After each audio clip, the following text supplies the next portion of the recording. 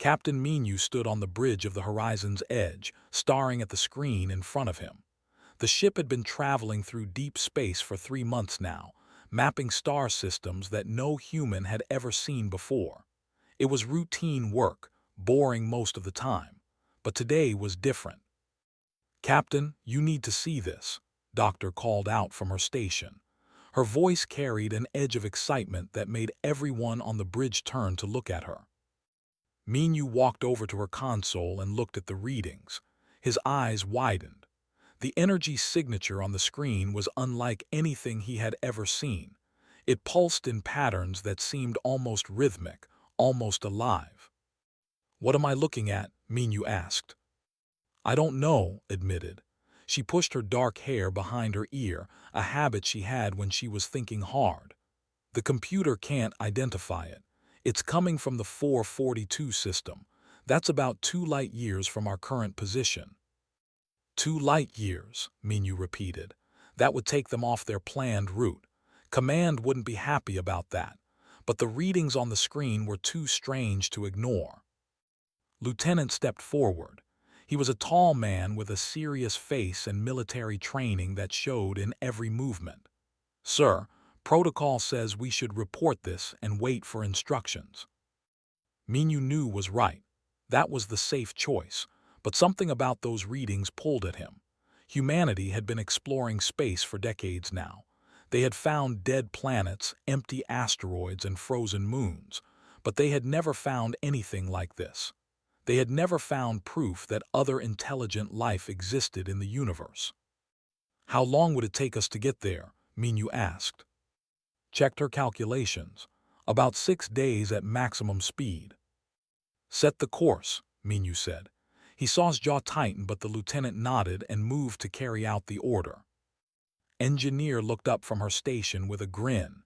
She was younger than most of the crew, but her skills with ship systems were exceptional. Finally, something interesting happens. The 6 days passed slowly. The crew went about their duties, but everyone felt the tension building. They were heading towards something unknown, something that might change everything they understood about the universe. Doctor barely slept during those 6 days. She spent every waking hour analyzing the energy signature, trying to understand what it might be. The patterns were complex, mathematical in nature. Sometimes she thought she saw meaning in them, but it always slipped away before she could grasp it. On the 6th day, they arrived at the 442 system. The main star was an orange dwarf, smaller and cooler than Earth's sun. 3 planets orbited it, but none of that mattered, because there, hanging in space like an impossible dream, was something that should not exist.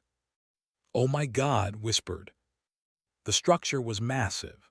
It was a perfect sphere, large enough to swallow Jupiter whole. Its surface was covered in geometric patterns that glowed with soft light. The patterns moved, shifting and changing like living things. Colors rippled across the surface, blues and purples and greens that seemed to come from nowhere. "Start scanning," Minu ordered. His voice was steady, but his hands gripped the armrests of his chair tight enough to hurt. The ship's sensors swept across the structure. The data that came back made no sense. The sphere was made of materials that the computer couldn't identify.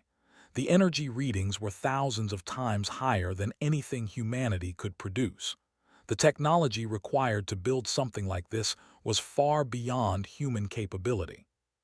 "This is artificial," said. Her voice shook slightly. "Someone built this. Something built this." "Can we communicate with it?" Minu asked. Shook her head. "I'm trying all frequencies. There's no response." They spent hours studying the sphere, careful to keep their distance. Every scan revealed new mysteries. The structure seemed to be pulling energy directly from the star. It had no visible engines, but it maintained a perfect orbit. The geometric patterns on its surface followed mathematical rules that human science didn't understand. Then something changed. "Captain," called out, alarm in her voice. "I'm getting strange readings from our systems. Something is interfering with the ship." "What kind of interference?" asked, his hand moving to the weapon controls. I don't know. It's like something is scanning us, going through our computers, our databases, everything. Minyu felt his heart race. Can you block it? I'm trying, but it's too advanced. It's like trying to stop water with a net. Doctor suddenly gasped. Captain, look at this. She brought up a new display. The sphere is responding to our scans. Every time we scan it, it scans us back. It's analyzing our technology. Is it a threat? Asked. I don't think so, said slowly. I think it's curious, like it's trying to understand us. They watched as the patterns on the sphere's surface changed. The lights grew brighter in the sections facing their ship. New patterns emerged, more complex than before. It knows we're here, Minyu said quietly. It knows we're intelligent. The question is, said, what will it do about that? The crew of the Horizon's Edge waited, hanging in space before the impossible sphere. They had set out to explore the unknown. They had hoped to find something amazing, something that would prove humanity wasn't alone in the universe. They had found it, but now they had to face the consequences of that discovery. Sir said, I think we should move back, put some distance between us and that thing. Minyu considered it. The safe choice would be to retreat, to report what they had found and let someone else make the decisions. But they were here now. They had already been scanned. Whatever was inside that sphere already knew about humanity. No, he said, we stay. We're the first humans to make contact with an alien civilization. We don't run away from that. Even if that civilization is more powerful than us, asked. Especially then, Minyu replied. We need to show them that humanity is brave, that we're worth knowing. As if in response to his words, the sphere suddenly blazed with light. The patterns on its surface moved faster, spinning and weaving in ways that hurt to watch. Then a beam of pure white light shot out from the sphere toward their ship. The crew braced for impact, but the beam didn't harm them. It surrounded the Horizon's Edge in a gentle glow, and in that moment everything changed. Information flooded into their computers. Mathematics, physics, messages in forms they had never imagined. The sphere was trying to communicate. After all these years of searching, humanity had finally found proof that they weren't alone. And whatever lived inside that sphere wanted to talk. The beam of light held the Horizon's Edge in its glow for 3 hours. During that time, the ship's computers filled with data. Numbers, symbols, and patterns streamed across every screen. The crew watched in amazement and fear as their systems tried to process information that seemed impossible. The communications specialist worked frantically at his station. He was a quiet man who usually kept to himself, but now his fingers flew across the keyboard as he tried to make sense of the incoming data. I think I've got something, he shouted suddenly. The patterns, they're mathematical, prime numbers, geometric sequences. It's using math as a language. Doctor rushed over to his station. She was the ship's expert on languages and cultures, though she had never imagined she might need those skills for alien contact. Show me, she said. Together, they worked to decode the messages. The mathematics was complex, but the intention behind it was clear. The sphere was trying to establish basic communication. It was teaching them how to understand it. Captain Minyu watched from his chair, his mind racing. This was the moment humanity had dreamed about for centuries. First contact with an alien intelligence, and it was happening on his ship under his command. Captain called out, I'm detecting movement on the sphere's surface. Everyone turned to look at the main screen. Part of the sphere's surface was opening, unfolding like a flower. A smaller craft emerged from inside. It was beautiful and strange, made of what looked like crystal that glowed from within. It's coming toward us, said, tension in his voice. His hand moved to the weapon's controls. Don't fire, Minyu ordered. This is first contact. We can't start it with violence. The crystal craft approached slowly, deliberately. It stopped just 100 meters from the Horizon's Edge and hung there in space, pulsing with soft light. Then something appeared inside the craft, a form made of pure energy contained within the crystal. It was vaguely humanoid in shape but constantly shifting, like watching lightning frozen in time. "My God," whispered, "they're not biological, they're energy beings." The form in the crystal began to pulse in patterns. At the same time, new data flooded into the ship's computers and worked quickly to translate. "They call themselves the architects," said, reading from his screen. "They're welcoming us.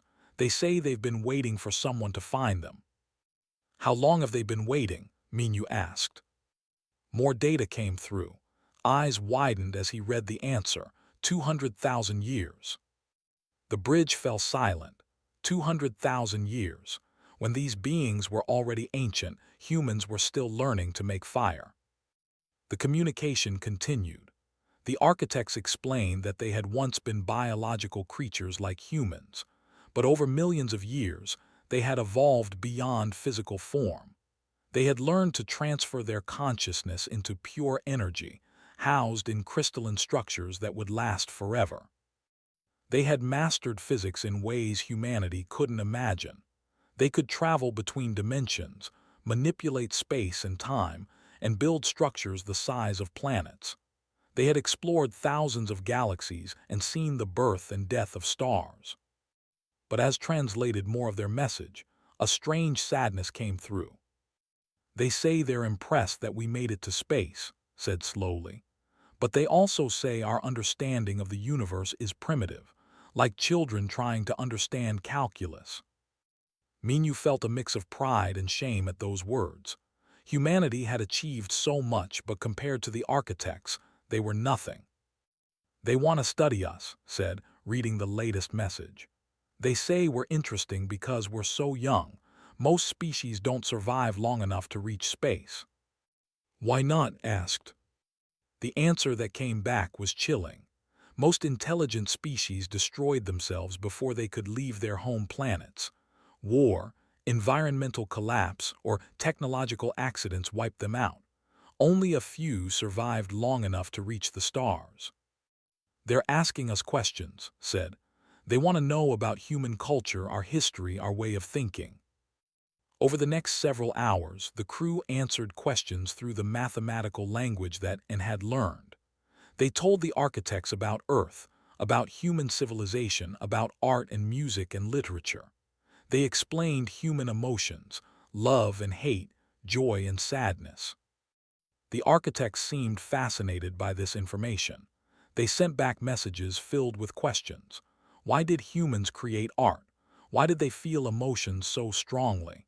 Why did they make decisions based on feelings rather than pure logic? "I think they're confused by us," said. "They understand our technology but not our culture.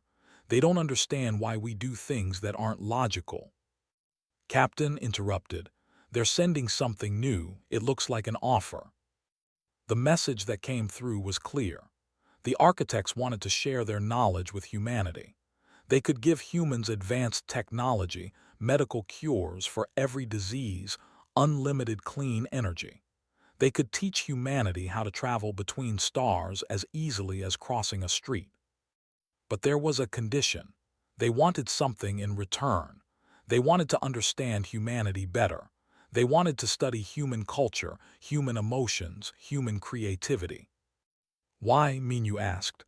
"What do they get from studying us?" The answer that came back surprised everyone. The architects admitted that in their long evolution, they had lost something. They no longer felt emotions the way they once had. They no longer created art or music. They existed in a state of pure logic and reason. They were fascinated by humanity because humans still had what they had lost: emotion, creativity, the ability to act irrationally and still succeed. The architects had spent thousands of years searching for a young species that still possessed these qualities. "They want to learn from us," said in wonder. "We're primitives to them, but we have something they don't." Minyu stood up from his chair. This was bigger than he had imagined. The architects weren't just offering knowledge. They were offering a partnership. But was humanity ready for that? "Ask them for time," Minyu said. "Tell them we need to consult with Earth with our leaders. This decision is too big for one ship captain to make." The architects agreed. They would wait, but they also sent one more message, a warning that made everyone on the bridge feel cold. The universe was dangerous. The architects had watched many species rise and fall. Some destroyed themselves with the technology they weren't ready for.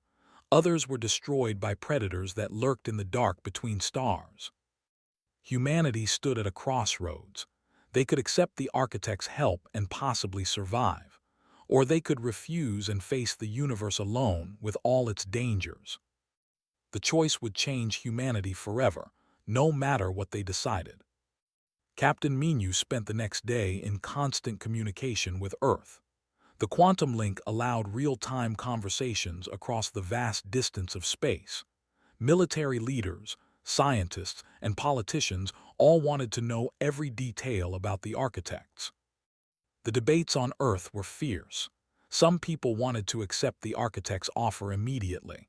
Others feared it was a trap. Some argued that humanity should develop on its own, without alien help. Others said refusing the offer would be foolish when dangers lurked in the universe. While Earth argued, the architects sent another message. "They want to give us a test," translated. "Before they share their knowledge, they want to see how humans think and solve problems." "What kind of test?" Minyu asked. The answer appeared on the screens. There was a planet in a nearby system. Its ecosystem was dying. Within 3 days, all life on that planet would be extinct. The architects wanted humanity to save it using whatever methods they chose. "This is the test?" asked. "We're supposed to save an entire planet's ecosystem in 3 days. They say it will show them how we approach problems," explained. "They want to see our methods, our thinking process." Lieutenant shook his head. "This is impossible. We don't have the technology to fix a whole planet. We barely have the technology to fix problems on Earth." But Minyu saw something else in the test. "They're not testing our technology. They're testing us. How we think, how we work together, how we handle impossible situations." The horizon's edge traveled to the dying planet.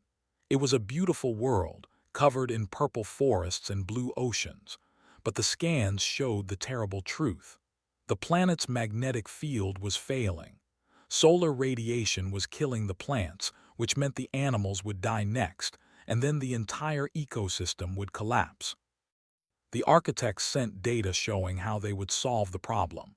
They would build massive machines to generate an artificial magnetic field.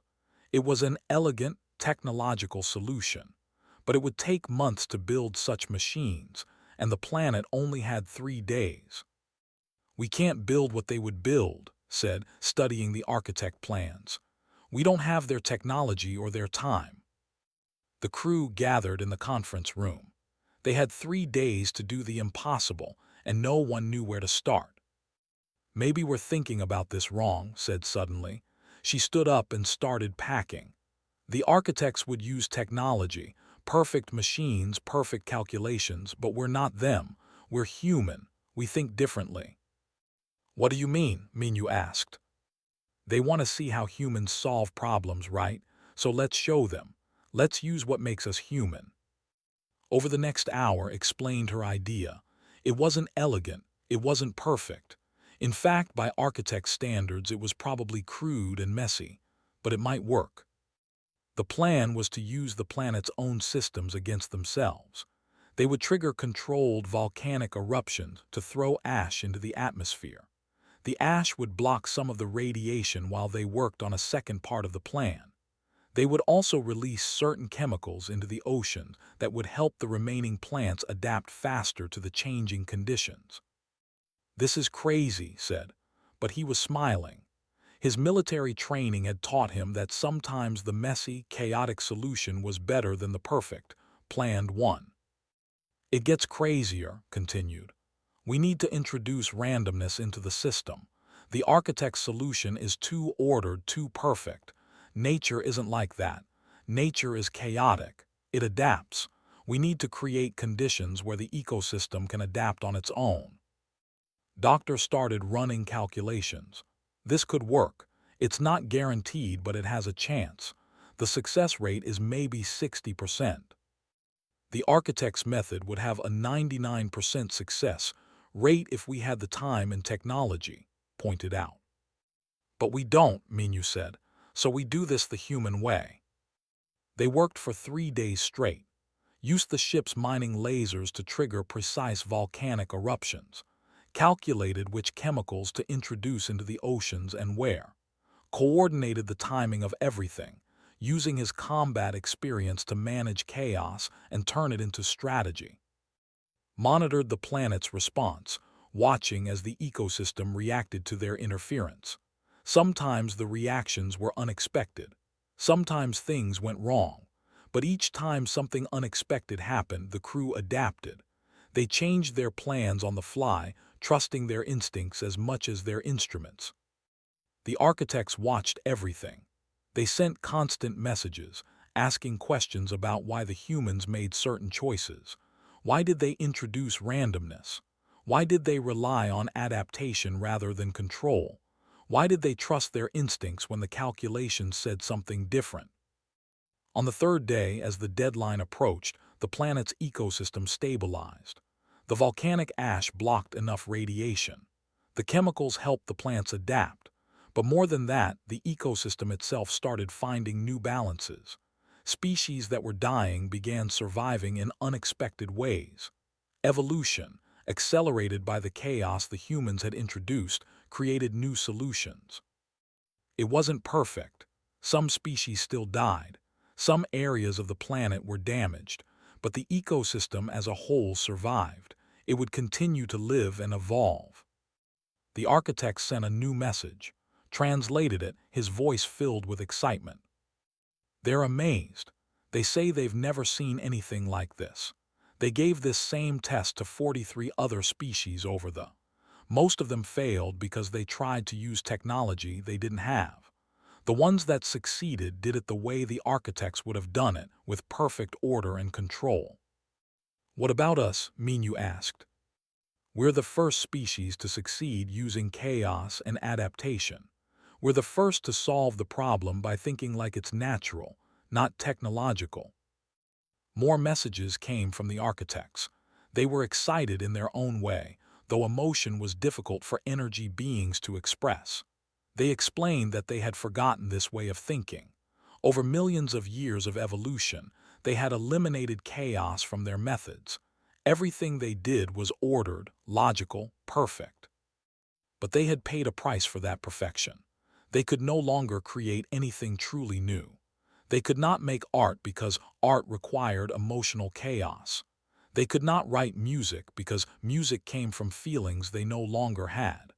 They could not innovate in unexpected ways because they had eliminated the unexpected from their thinking. They're saying we have something they lost, translated. Something they can never get back. The ability to be irrational, emotional, chaotic. And somehow that makes us strong. Minyu looked at his crew. They were tired, covered in sweat. Some of them had minor injuries from the frantic work. They were imperfect, emotional, and sometimes irrational. But they had done something the architects couldn't do. They had solved an impossible problem by being human. Send them a message, Minyu said. Tell them we passed their test. But tell them something else too. Tell them that we're not interested in becoming like them. We'll accept their knowledge, but we won't give up what makes us human. As the message was sent, Minyu wondered if the architects would understand. Could beings of pure logic and reason comprehend the value of emotion and chaos? The answer that came back surprised him. The architects agreed. They didn't want humanity to become like them. They wanted to learn from humanity, to remember what they had forgotten. Perhaps together, both species could become something better than either was alone. The news of humanity's success spread across Earth faster than light through quantum communications. Within hours, everyone knew that humans had passed the architect's test. The response was overwhelming. Some people celebrated in the streets. Others protested, afraid of what contact with aliens might mean. Religious leaders debated what the existence of the architects meant for human spirituality. Admiral arrived at the horizon's edge 2 weeks later aboard the military vessel Defender. She was a stern woman with gray hair and sharp eyes that missed nothing. She had spent 30 years in space and had seen more than most people could imagine, but she had never seen anything like the architect's sphere. "Captain Minu," she said as she stepped onto the bridge, "you've caused quite a situation back home." "I know, Admiral," Minu replied, "but what else could we have done?" "You could have followed protocol," said, but there was a slight smile on her face. "But I suppose if you had, we wouldn't be standing here making history." With came council member, a representative from Earth's governing body. He was a politician through and through, always careful with his words and thinking 3 steps ahead. He had been chosen to negotiate with the architects because of his skill at making deals. "Let's see what they're really offering," said. The architects presented their proposal formally. They would share technology with humanity, medical treatments that could cure any disease, energy systems that would end all power shortages, materials science that would let humans build ships that could travel between galaxies. They would teach humans about physics and mathematics that would take centuries to discover on their own. In exchange, they wanted humans to teach them about emotion and creativity. They wanted humans to share their art, their music, their literature. They wanted to understand how humans thought and felt. They wanted to remember what it was like to be alive in the way humans were alive. "This seems too good to be true," Admiral said during a private meeting with Minu and his crew. "That's what worries me," agreed. "Nobody gives away this much for nothing." Doctor had been studying everything the architects shared about themselves. "I don't think they're lying.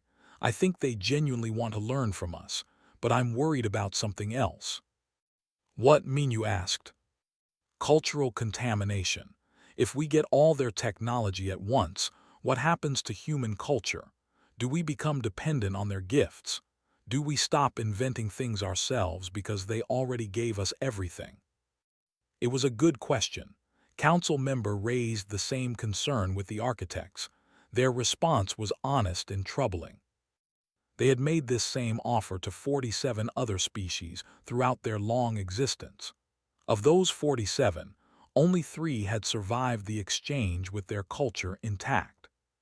"What happened to the others?" asked. Translated the architect's response. His face went pale as he read. "They say most of them destroyed themselves. They got technology they weren't ready for and used it wrong. Some species made weapons that wiped out their planets. Others created artificial intelligence that turned against them. Some just fell apart because the sudden change was too much for their societies to handle." "And the survivors?" Admiral asked. "They became like the architects. They lost their original culture and identity. They abandoned emotion and creativity in favor of pure logic. They're alive, but they're not really themselves anymore." The room fell silent. The price of the architect's gift was now clear. Accept it wrong, and humanity might destroy itself. Accept it too completely, and humanity might lose what made it human.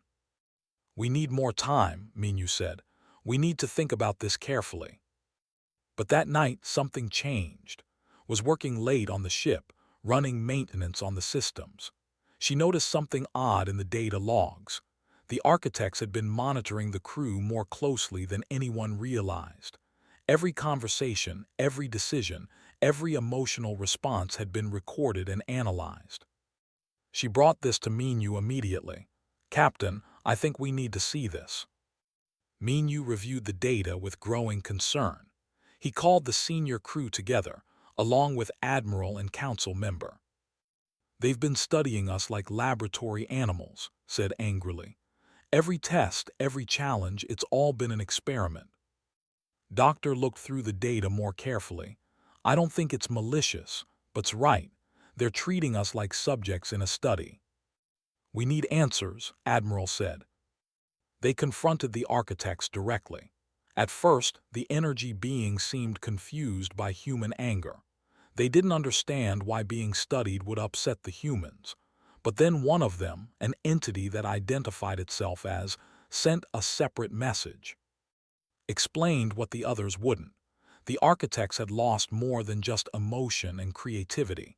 They had lost the ability to truly innovate. For the past 100,000 years, they had made no new discoveries. They had built nothing original. They were stagnant, frozen in their perfection.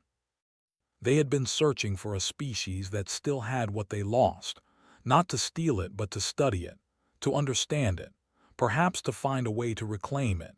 Every species they contacted was part of this research. "You're using us," said coldly. "Yes," admitted through the translation. "But not cruelly. We genuinely want to help you survive. We give you technology so you can protect yourselves. But we also watch to see if you can keep your creativity, your chaos, your emotions. We want to know if it's possible to have both advancement and humanity." "And if we can't," Minyu asked, "if we fail like the others?" "Then we learn from that too," responded. "And we search for another species. We have time. We will search for millions of years if we must." The truth was hard to accept. The architects weren't evil, but they weren't benevolent either. They were scientists conducting an experiment. Humanity was just the latest test subject. "We have a choice to make," Admiral said.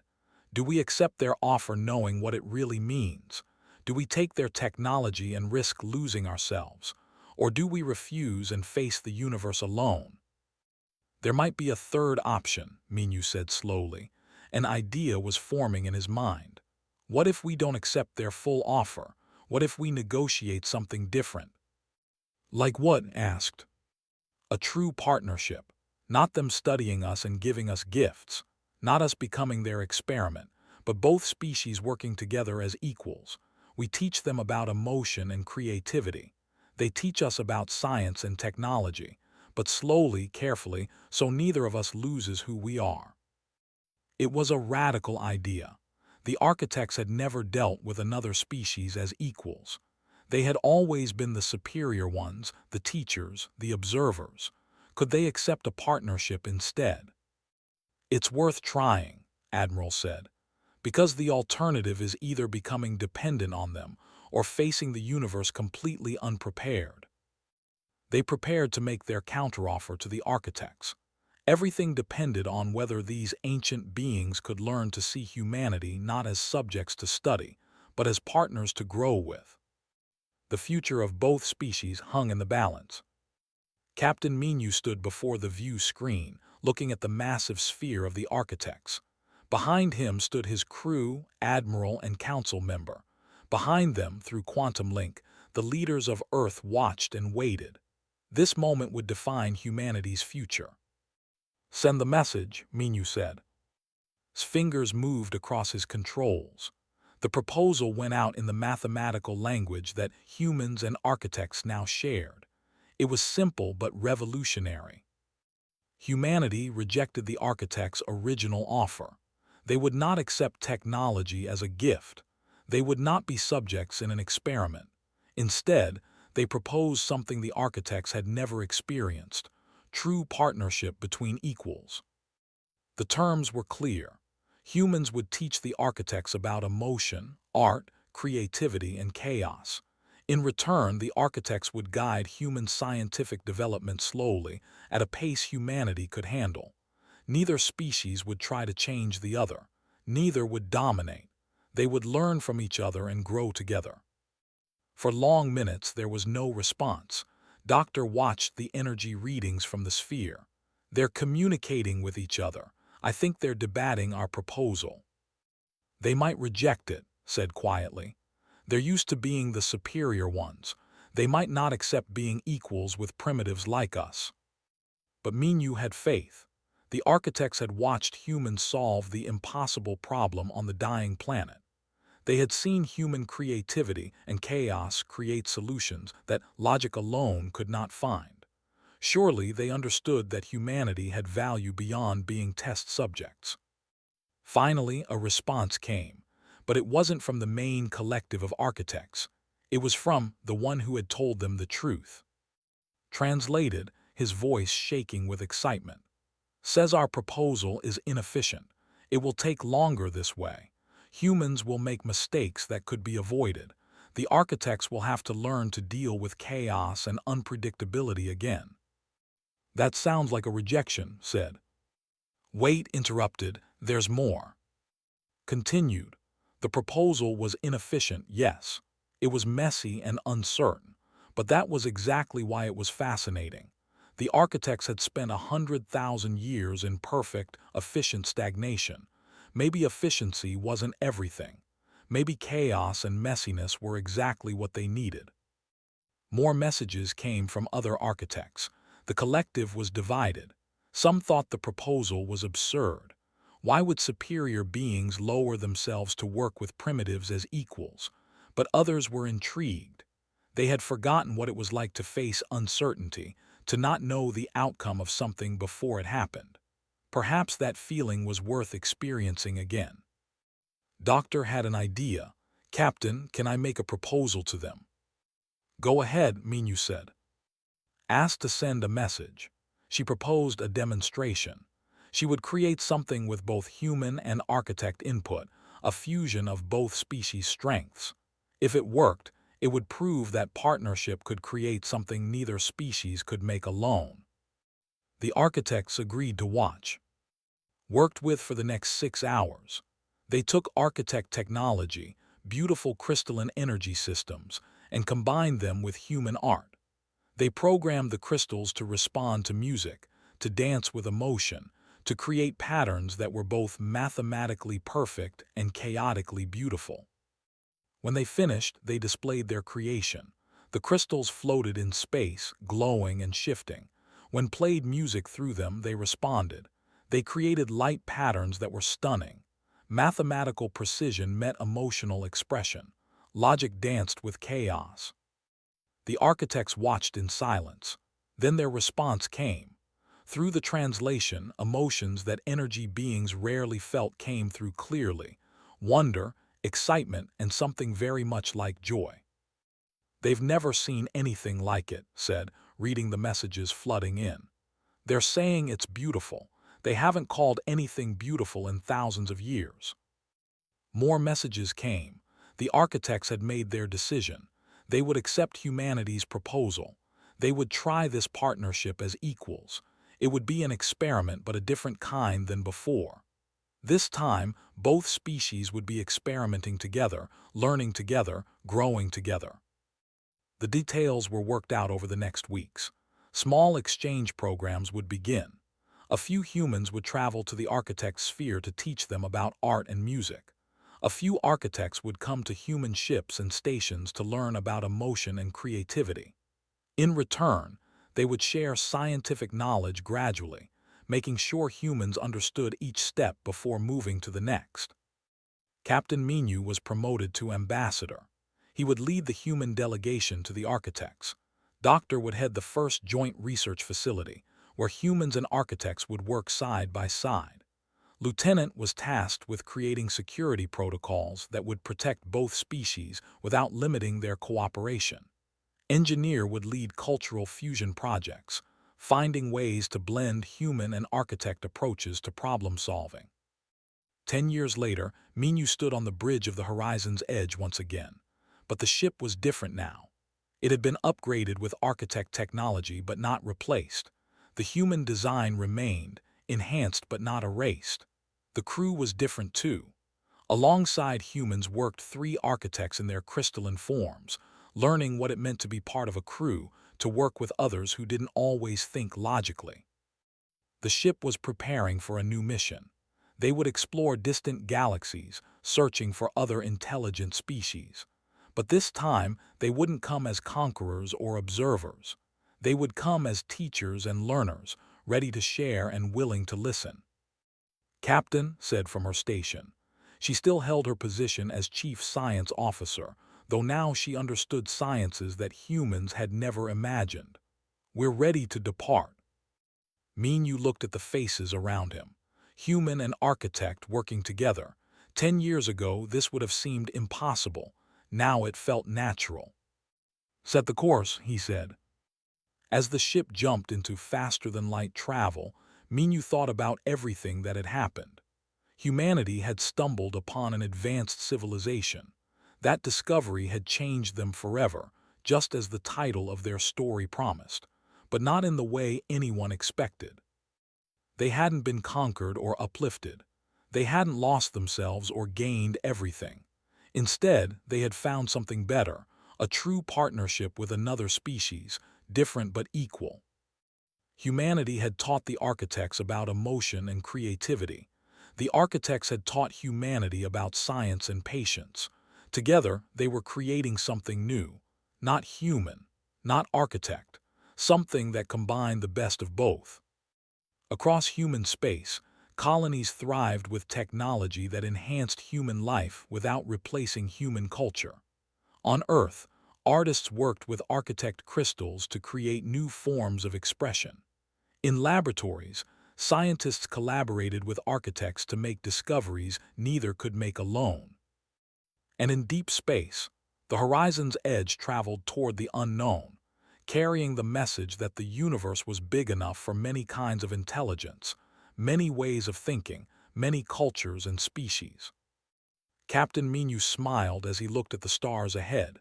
"We didn't become them and they didn't become us," he said quietly. "We became something better, something new." The architects in their crystalline forms pulsed with light in what they had learned was agreement. One of them, through their translation interface, added words they had never said before their partnership with humanity. "We became friends." And with that simple truth, the ship sailed on into the infinite universe, ready for whatever came next.